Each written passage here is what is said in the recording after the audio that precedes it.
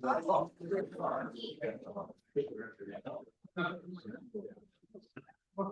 morning, everyone. Okay. All right, happy Easter. My name is Emily Quarles-Mowrer, and I'd like to welcome you all to the Unitarian Universalist Fellowship of Pottstown. Welcome to all of you who are joining us in the sanctuary today.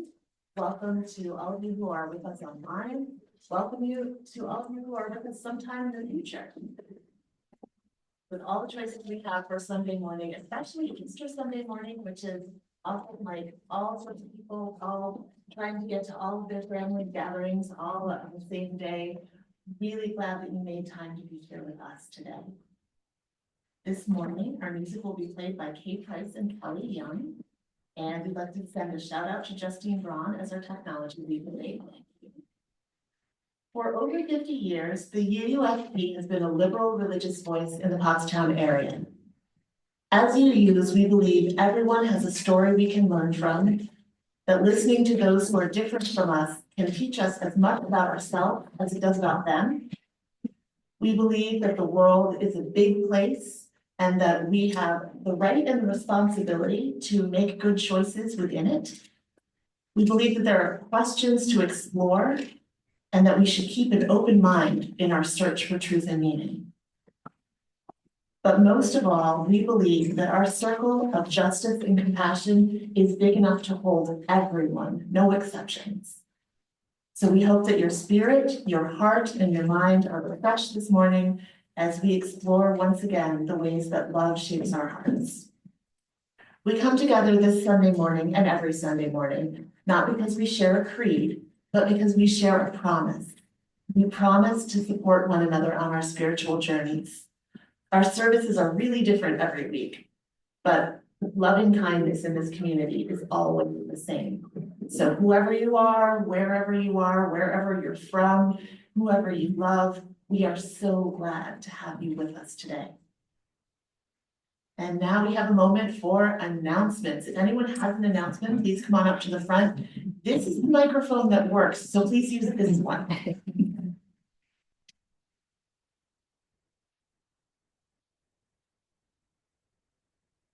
Good morning, everybody. My name is Clifford, and I'm announcing our next food cooking demonstration. And it's going to be all about souffles. I'm going to demonstrate the cheese souffle and also a chocolate and orange Grand Marnier souffle. And people think that souffles are hard or difficult or temperamental. They're fun, easy, economical, even at the price of eggs today. And they're wonderful to just whip up spur of the moment, and you'll see how easy and fun they are. And that'll be on Saturday, June 21st is when we're doing all that. Okay.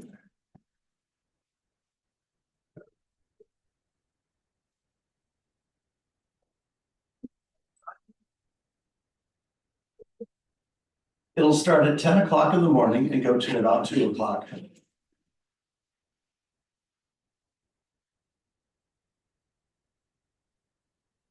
Hi, I'm Monica. I just want to let you guys know that next weekend for our service, we're doing a blessing of the animals. So we ask that you please bring something that represents your pets or any animal that you like or anyone you want to give energy to. Bring that with next week. So thanks.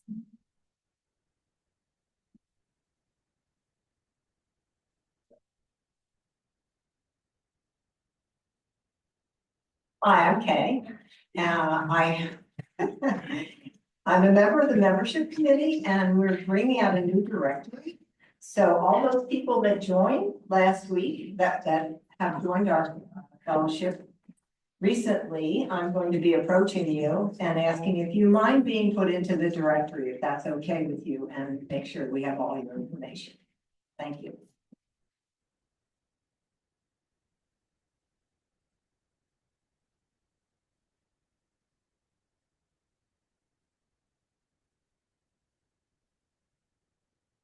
Everyone. And now it's time for the chalice lighting. Thank you.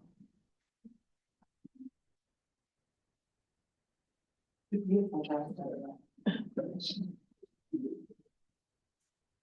We light our chalice this morning with the words of Jennifer McLaughlin.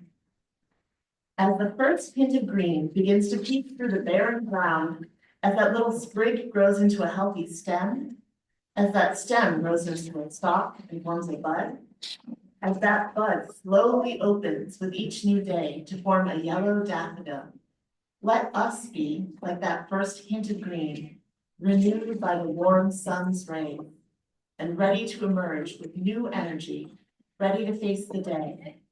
We light this chalice to bring a glimmer of that warmth into our space.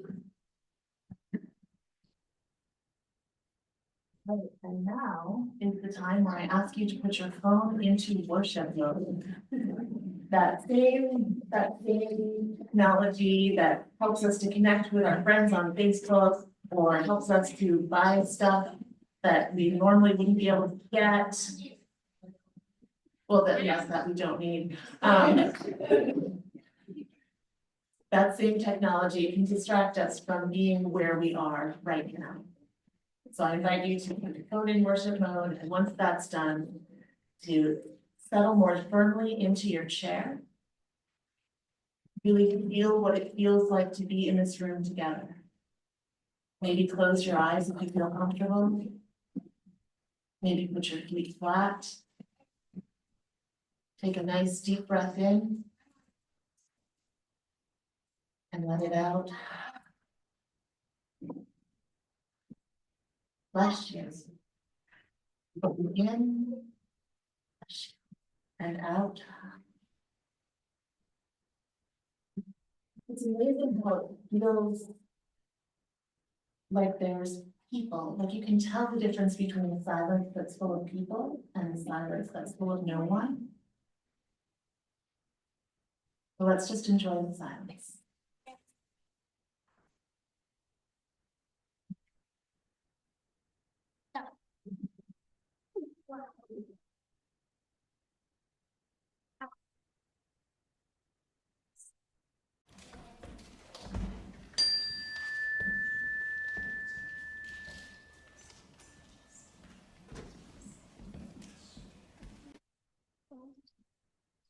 I don't know about you, but that's the only silence I can speak.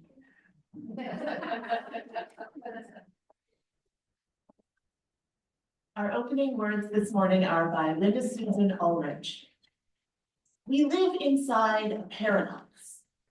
Humans don't generally like to admit it, but we much prefer tidy, stable, comprehensible, logical ways of getting through the day.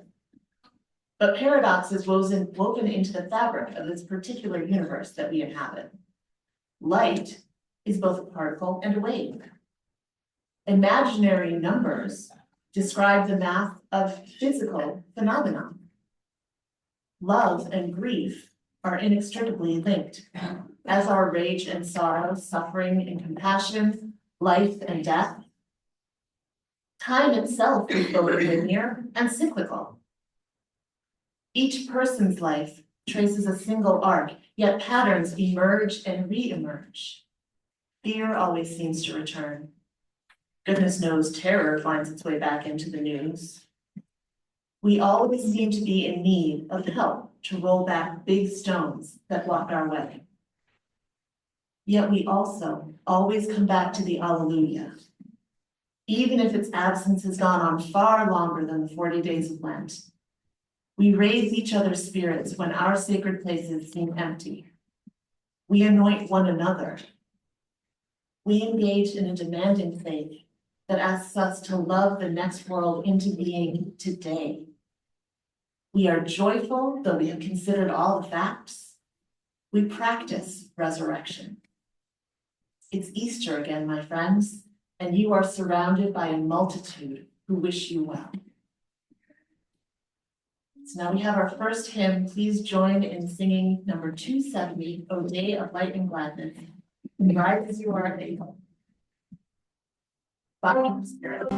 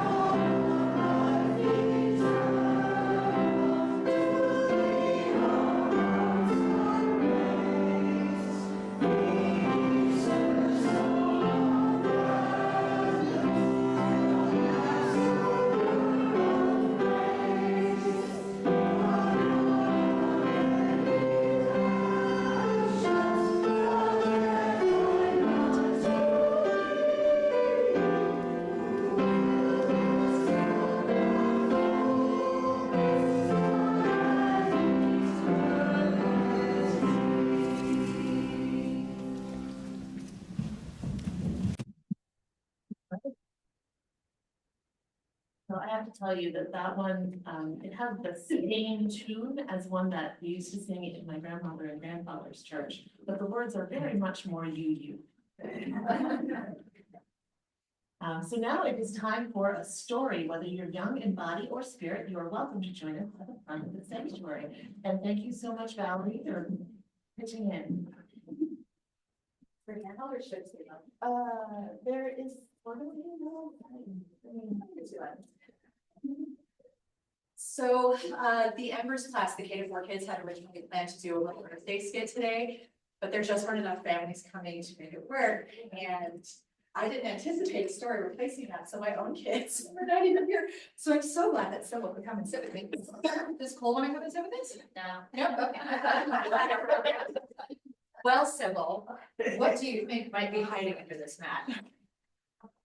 It's definitely a box. Would you like to find out? You want to take the rug off? Go ahead.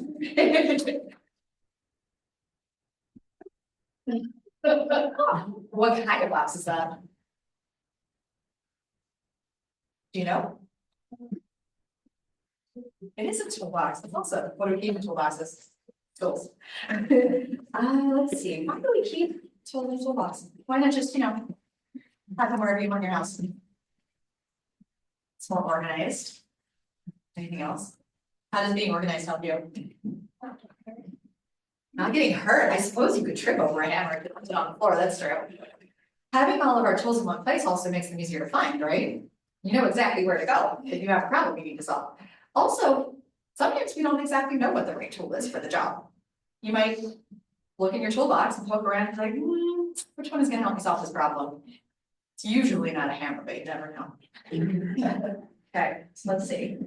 Okay, so the reason that we're talking about a toolbox is that toolboxes can also think of a toolbox as a place to keep all of your skills for when life gets hard. So when something is broken in your life, when you're sad, when you're grieving, or you're just really stressed out, anxious, it's really helpful to have tools in your toolbox, in your mental toolbox, to help you with that. And now I am bummed. I was telling Emily that my kids chose not to come today because we talk about this all the time. My oldest daughter, Chloe, has an anxiety disorder. And so for years, we have talked about the kinds of tools that she needs to have in her toolbox to help with that. What kinds of tools do you think it might be helpful to have in your toolbox to help when you're feeling stressed out? Do you have any strategies that you use when you're feeling really angry or stressed out or sad? No, nothing? I can share one. Oliver, my youngest, when he's feeling very, very angry, which happens a lot, we do something that we call blowing out candles. He holds up his 10 fingers, you have to take a deep breath. Right? And he blows out his candles one at a time. And what that does is it just gives him the space to breathe and calm down. And if it doesn't work, if he gets all his candles blown out and he's still angry, he tries something else. Sometimes he calls this Hulk hands, where he grabs his hands together real hard and tries to pull them apart. That gives you something to help you feel better. Do you ever use anything like that at school or? Just deep breaths. Deep breaths. Would anyone like to volunteer a tool that they have in their toolbox for coping with hard times? Hey, Take a walk in nature. taking a walk. I love that one. Anyone else? Yes. I trace my hand and I breathe in as I go up one finger and breathe out as I come back down. I'm gonna put that one in my toolbox.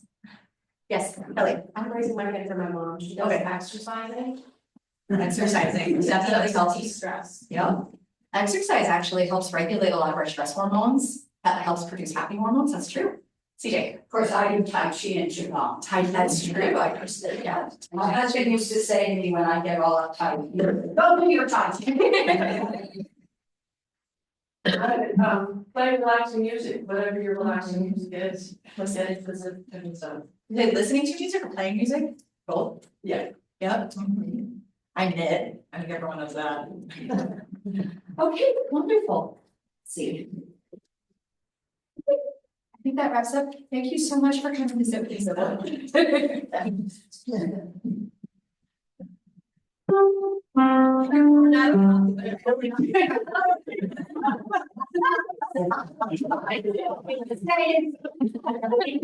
Sit down, please. Well, thank you so much. Like, I really appreciate you just jumping in. Yeah. That's awesome. All right, so now we have, I'm calling this an Easter litany. It was written by somebody named Lisa Maria.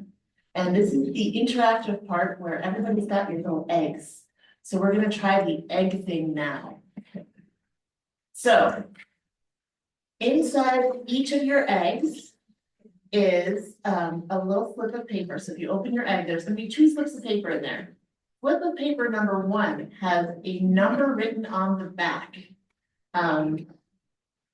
And the numbers, it might be a little hard to see the numbers, so I apologize for that. But if you have a number on the back, there's gonna be numbers 1 through 5, and everybody who has number 1 is gonna read when I say number 1, and then we will all do the response, and the response is right up here, and it's also in your order of service. Sing praises for spring, revealing holy love that grows from deep in our hearts. So, all right, it's got 1 through 5, and the numbers that I have in order on here are not the same as the number order that I have out there, so I'm gonna be surprised if they are. All right, so number 1. We celebrate the memory of Prince's sleep and the quieting of our souls. Sing praises for spring, revealing holy love that grows from deep in our hearts. Right, number 2. We celebrate the treasure of new life and the promise within. Sing praises for spring, revealing holy love that grows from deep in our hearts. All right, number 3. So celebrate the return of power and the birth of wonder. Sing praises for spring, revealing holy love that grows from deep in our hearts. Number 4. We celebrate the search for what is sacred and the lifelong pursuit of truth. Sing praises for spring, revealing holy love that grows from deep in our hearts. Right, last one, number 5. We celebrate the human cycle of joy and sorrow and the relationship of this community. Sing praises for spring, revealing holy love that grows from deep in our hearts. Thank you so much, everyone. Yay. All right, so inside you'll also see, and I probably explained this like 7 billion times, so apologies if you already know. You'll also see that there's a little sticker with gold edges. And if you want to just write a wonderful message for the Easter or spring or something that gives you joy, then we can put those back into the egg, and at the end, we'll collect all those eggs and then we'll get them back out so everybody goes out with someone else's message of love. And that will also, Don't stick with it. Just put it out. don't stick them to anything yet.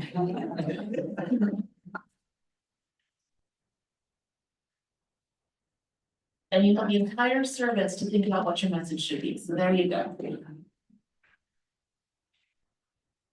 This was fun, I'm so glad that I actually did it. All right. So, while we are all thinking of our springtime wishes, this is the time in our service where we pause for our morning offering. And I found these offering words in a UU service script by Dan Harper. We are a free church and with no ecclesiastical hierarchy, no governmental agency has any authority over us. We maintain our status as a free church by accepting no money from any outside source. In addition to their annual pledges, our members and friends may choose to give an additional donation during our Sunday worship service as a public witness that we are and shall remain a free church. If you are a visitor or a newcomer, let the collection passes by you with a clear conscience. So thank you so much for the morning offering. It's given in a spirit of generosity and received with love. And as a special treat, we have music for the offering. I prevailed upon the choir to please sing, and everyone came early except for me. So we're going to sing There Is a Balm in Gilead.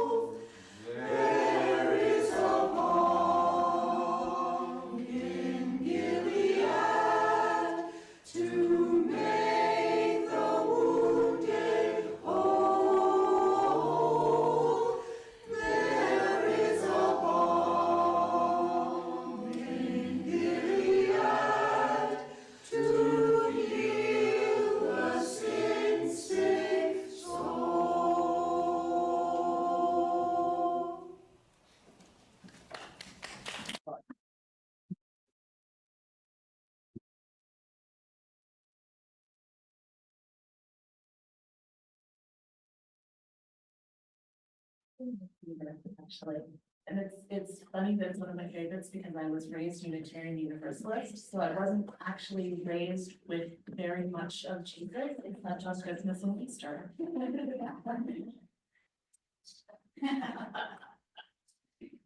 So now we have a reading, and it's called Continuing the Story by Rachel Lomberg. And once again, I found it on Braver Wiser, which is like my favorite resource. If you ever think about subscribing to it, it's like it comes into your inbox once a week, and it just has something that lifts up your spirits for just a few minutes. Braver Wiser. Ready or wise? Braver. Braver Wiser. Thank you. Continuing the story, she starts out with a quote, "Be joyful, though you have considered all the facts. Practice resurrection." That's by Wendell Berry in Manifesto, the Mad Farmer Liberation Front. She writes, "In the church that raised me, there was a woman named Gussie. Gussie was 81 years older than me, but I considered her to be a special friend. Gussie was the kind of person just about everyone considered to be a special friend. One of the wonderful things about Gussie was that she dressed for church. She emerged from the struggles of her life with commitment to beauty and elegance. Her formal suit and hat and gloves stood out in the congregation. Most people in suburban Seattle congregations dressed in polar fleece and sensible shoes, as if a hike might break out at any moment. Well, on Easter, Gussie always outdid herself, wearing an Easter bonnet tastefully done up with flowers. Everyone looked forward to seeing the beauty and joy that she embodied on Easter mornings. Well, Gussie died when she was in her late 90s, after a long, meaningful life and a brief illness. She died in the early spring, a few weeks before Easter. We all mourned. People shared how sad they would be not to see Gussie in her beautiful Easter bonnet this year. It felt like the end of Gussie's story. And someone had an idea. What if we wore bonnets like Gussie did? The word spread. And that Easter morning, the sanctuary was filled with Easter bonnets and other hats on the heads of dozens of people of all genders. It was beautiful. And the church has continued that tradition. People wear Easter bonnets and other hats every Easter morning.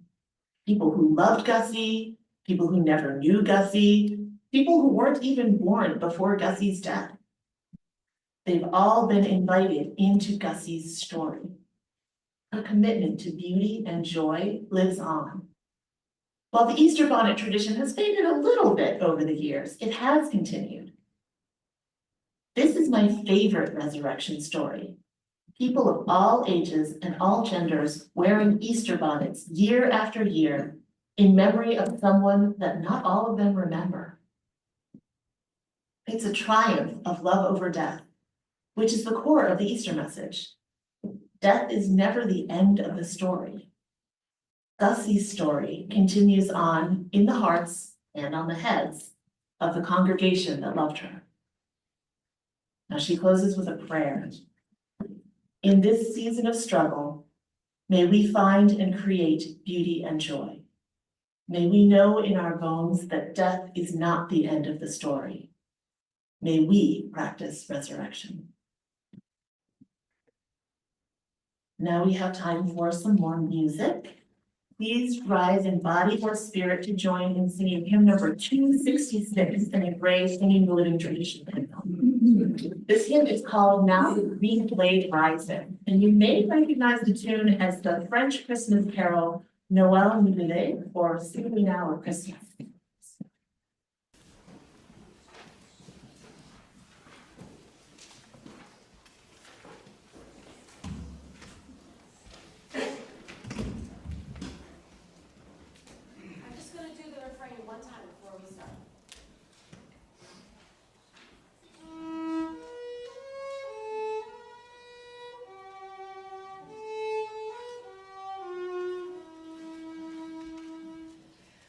Now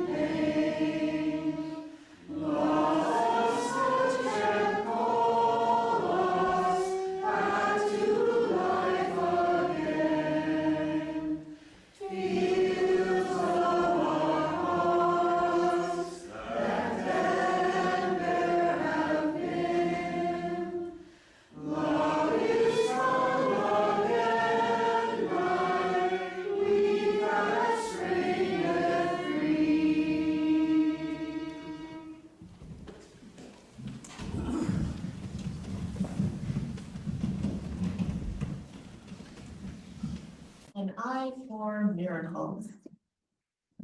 When I was a kid, my family would sometimes go on long car trips.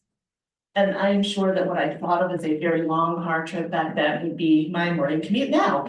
But as a kid, riding in a car before the time of handheld television screens, we had to play games with each other to pass the time. Can you believe it? We had to pay attention to the other people in the car. So how many of you remember road trip games? Oh yeah, look at all those hands. So we would play Farmer. I don't know if you guys know this one. It's you're driving down the road and you split the car. So this only works if you've only got like 2 people, or you can have teams. One side of the car and the other side of the car, and you count all the cows that you pass by in the pastures. And then if you pass the cemetery, they all die and you have to stop. You know what my sister used to do? She'd be like, "Hey, Emily, do you want to switch sides?" I was like, "Sure," because you know, this was like back before there were seatbelts. And and then we would pass a cemetery. She'd be like, "Oh, sorry, my cows are still alive." We would also play alphabet games where you're trying to find all the letters of the alphabet on the different road signs.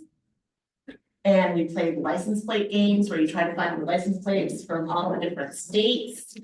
And we even played games like Punch Bug and Padiddle, where you really tap the other player when you see likely tap the other player when you see a Volkswagen Beetle or a car with one headlight out. Padiddle, one car with one headlight, in case you are not aware of that terminology. It's technical term. So what all of these games have in common, other than the arguments that they start between siblings, is that you have to pay attention in order to play them. Now, my daughter plays the rainbow card game on the way to Taekwondo, which to her, I think is probably a long trip. It's 15 minutes. But she's not using her tablet, so it's eternity. Now, she says, "Oh, I'm looking for yellow now." And suddenly I see all the yellow cars popping out of the woodwork. I did not realize so many people drove yellow cars. But, you know, it's not necessarily that there are more yellow cars out there. It's just that I am noticing all those yellow cars now that I'm looking for them, even after she passes on to green or blue. Blue is one of the most common colors. Oh my goodness. If she needs blue, I'm just like, yeah, that one, that one, that one, that one, that one. One of the quirks of the way our human brains work is that when we are looking for something specific, we are able to focus and filter out those things that do not meet that criteria. You can think about how that might be really useful for humans that lived in a hunter-gatherer society long ago. If you could train your brain to screen out poison hemlock and only see wild carrot, you are likely to bring back food instead of poison. And if you've ever seen the flowers on the hemlock versus the flower on wild carrot, they look real super similar. Like one has puffballs more and the other one has like less puffball and more like dinner plate, but still the flowers are tiny and white and at the top of a long tuft, it's tough to tell the difference. Or another thing, maybe you can think if you're a hunter-gatherer, you can afford to ignore dragonflies that are buzzing around your head. But maybe you don't want to ignore mosquitoes or wasps because those could be, one could give you venom and the other one could give you waterborne illnesses. So, you know, there are things that you learn that you can filter out and there are things that you learn you have to pay attention to. So being able to choose what you pay attention to is a real gift. But speaking of choosing what you pay attention to, have you ever heard of something called the invisible gorilla? So I may have told you guys about this before, but I think it's really interesting. Researchers Daniel Simons and Christopher Chabris wrote a book about it in 2010 called The Invisible Gorilla. And it's an experiment that they did. And here's the setup for the experiment. Okay, they have a video and they get their people in to watch this video. And in the video, there are 2 teams playing basketball. There's the team wearing one color, there's a team wearing another color, and they give the instruction to the people that you have to count the number of times that the people wearing the, let's say, white t-shirt pass the ball to each other. So you're counting, and you're counting, and you're counting, and in the middle of the video, some lady dressed in a gorilla suit walks into the frame. Yeah, that's good. Walks back out of the frame. And you know, more than half the people never saw it happen. Yeah, you would think people would notice something as distinctive as a gorilla in the middle of a basketball game. But really, more than half the people were concentrating on doing their job, and their job was not the gorilla. So they never even saw it, and they were astonished when the video was played back to them. Is this really the video I watched? They couldn't believe it as something so obvious. And you know, they went back and they repeated that same study with other things. So they went back and they're like, okay, well, you now all have heard of the gorilla.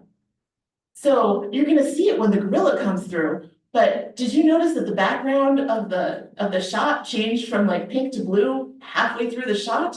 Did you? No? Because you were paying attention to the gorilla this time. So our brains are wired to look at certain things and to really, really pay attention. So right now, there are things happening that our brains are like, we have to pay attention to this. There's a big threat out there and we have to really pay attention and we have to do everything we can. We are paying attention to the passive and not the gorilla. And you know, here's the thing, right now, I know that the world feels like it's in flames, and it really, you can argue one way or the other. I feel like I am under attack, but there are other people who don't feel like they are under attack, and there are people who felt like they were under attack in one way and not another way. So I'm not gonna argue about feeling under attack, but what I am gonna say is that we have to find a toolbox to manage our dread. So Beth Kurland, writing for Greater Good, talks about managing those feelings that you have when your attention is focused on things that you can't control instead of the things you can. So she tells the story of being in an airplane and having the captain come on and say, there's going to be a little bit of turbulence that's coming up in a couple of minutes. So we're going to try and get around this storm, but you have your seatbelts fastened, please. Now, she's not a super happy flyer to begin with. And so she hears turbulence and she's like, thunderstorm, we're going to get hit by lightning while we're in the air. And she's white knuckling this flight. And you know, they have the smoothest flight ever. They actually made it around the thunderstorm. There wasn't even like the bumpy turbulence that was making the drink carts not come through. It was a totally normal flight, but she spent it in terror because her brain was like, I am going to have to keep this plane in the air with the power of my mind. So that's like worst case scenario here, but still, we need to make sure we're paying attention to who and what is around us in the here and now, rather than that worst case scenario that our brain is trying to feed us. And what she talks about is the problem solving and the skillful actions that we can take to affect the changes in our own sphere. Most importantly, she talks about noticing that our brains are telling us stories about things that haven't happened yet. Noticing that we are upset. Noticing that our heart rate is elevated. Noticing that our breathing is not great. Our bodies are filled with that uncertainty. And bringing our attention to it means that it becomes less inevitable, less overwhelming, and we can use those tools in our toolkit to try to get ourselves back to normal. So although we are living in a high threat world, at least the way I'm feeling now, we need to remember the power of our attention. That Easter message reminds us that we can roll away that stone of despair because there's always room for hope to return. And did you know that this is the last day of Passover? The Passover story is a story about escaping slavery and coming to a new place and remembering, like you don't forget about your past, you continue to remember. So we celebrate because we're not living in slavery, but also we remember the history of being enslaved and how we made it out. Those are the sacrifices that needed to be made in order to be free. These are the messages that we need in this time.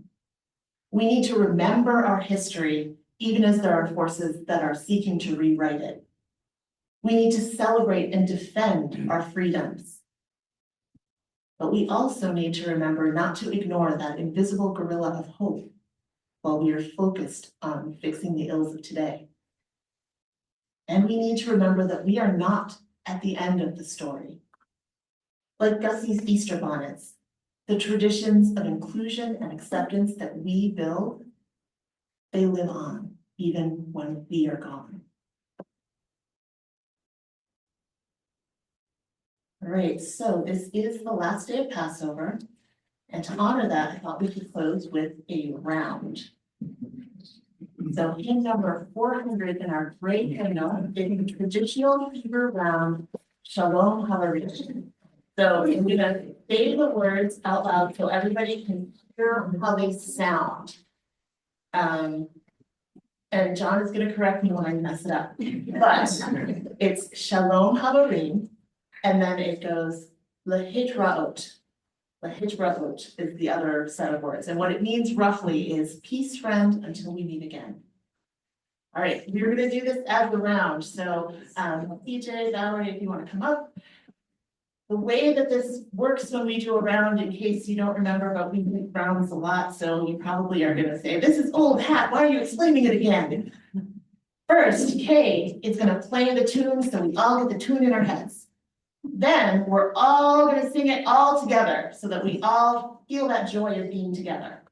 And then this half of the room is gonna start at number 1 and sing it through 3 times, and this half of the room is gonna start at number 3 and sing it through 3 times. All right, so are we ready? Oh. Ready or not, here we come.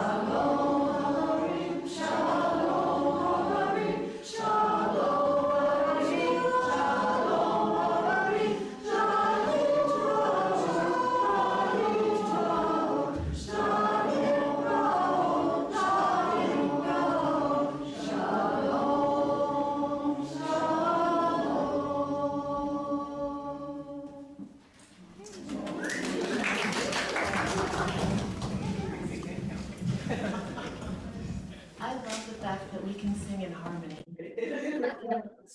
Well, seriously, it's wonderful because, you know, first of all, it's really hard to do. Like, it's hard to focus on, it's another focus thing. You have to listen to your part, but you're also hearing their part, and you can't get distracted from their part, but you can't ignore the invisible gorillas. It's wonderful. All right, now is the time in our service where we share our joys and our sorrows. We're gonna turn off recording of this part of the service so that we can feel free to share things we wouldn't want saved for posterity on the internet.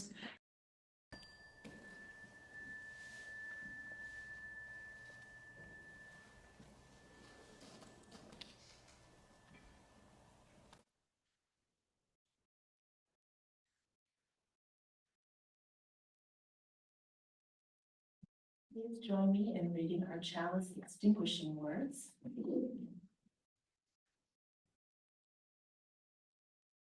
We extinguish the flame, but not the light of wisdom, the warmth of community, or the fire of commitment. These we carry in our hearts and in our hands until us together again. And we'll close today with the words of Peggy Clark. Easter is a holiday of miracles. It is life from death. It is joy from sorrow, celebration from mourning. Easter reminds us that all is never lost. The story continues as long as we are here to tell it. So gather up your worries. We're going to bury them beneath the ground and watch them transform into flowers of hope, pushing through the earth, reminding us on Easter morning that love brings us back to life, calls us from sadness, from grief, from anxiety, into a world renewed and alive and filled with joy once again. Amen, shalom, salam, blessed be, and thank you for joining us today.